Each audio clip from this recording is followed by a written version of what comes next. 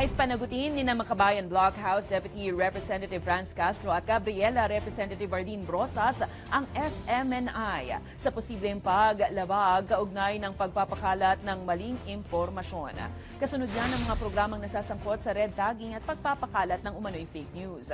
Ayon kay Brosas, dahil grantee ng prangkisa ang SMNI, may pananagutan ito sa pag-eere ng mga programang nagpapakita ng mga naturang paglabag.